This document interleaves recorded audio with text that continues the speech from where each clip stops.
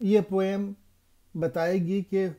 علامہ اقبال کو حضور صلی اللہ علیہ وآلہ وسلم سے کتنی محبت تھی۔ صف بستہ تھے عرب کے جوانان تیغ بند، تھی منتظر حنا کی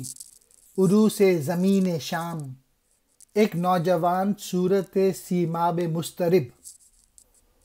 آ کر ہوا امیر عساکر سے ہم کلام، اے ابو عبیدہ رخصت پیکار دے مجھے،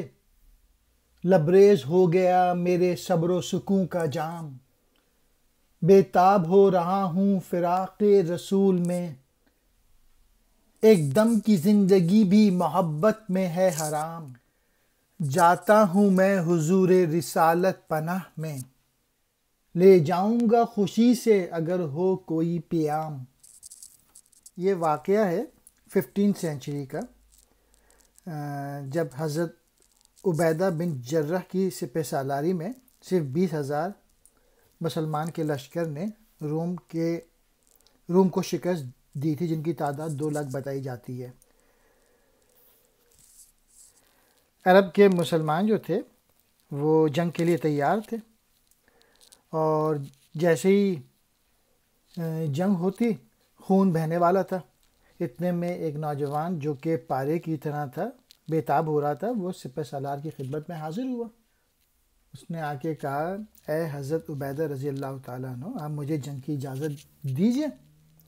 کیونکہ میرا جو صبر ہے وہ لبریز ہو چکا ہے، اور مجھے حضور صلی اللہ علیہ وآلہ وسلم کی جدائی میں بے قرار ہو رہا ہوں، اور اگر آپ کا کوئی پیغام ہے تو میں حضور صلی اللہ علیہ وآلہ وسلم تک پہنچا دوں گا۔ یہ ذوق و شوق دیکھ کے پرنم ہوئی وہ آنکھ، جس کی نگاہ تھی صفت تیغ بے نیام، بولا امیر فوج کہ وہ نوجواں ہے تو، پیروں پہ تیرے عشق کا واجب ہے احترام، پوری کرے خدائے محمد تیری مراد، کتنا بلند تیری محبت کا ہے مقام۔ نوجوان کا جب یہ جذبہ دیکھا تو حضرت عبیدہ رضی اللہ عنہ کی آنکھ بھر آئی،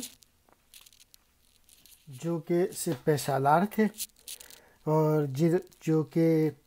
جن کے پاس جو ہے وہ تلوار ہر وقت نیام سے باہر ہوتی تھی، یعنی جو کہ ہر وقت مقابلے کے لیے ہر وقت تیار رہا کرتے تھے، بے انتہا بہادر تھے۔ تو نوجوان سے مخاطب ہوئے اور بولے کہ پیروں کہتے ہیں بوڑھے، یعنی بوڑھے لوگوں کو بھی واجب ہے کہ اے نوجوان کہ تیری عزت کریں، کیونکہ جو عشق حضور صلی اللہ علیہ وآلہ وسلم کا عشق جو تیرے پاس ہے، تو اب لازم ہے کہ سب بوڑھے بھی تیری عزت کریں۔ پہنچے جو بارگاہ رسول امی میں تو، کرنا یہ عرض میری طرف سے پس السلام، ہم پر کرم کیا ہے خدائے غیور نے، پورے ہوئے جو وعدے کیے تھے حضور نے۔ اے نوجوان، جب تو اپنی مراد پالے اور جب بارگاہ رسالت میں پیش ہو تو اس غلام کی جانب سے سلام پیش کرنا، اور اس کے بعد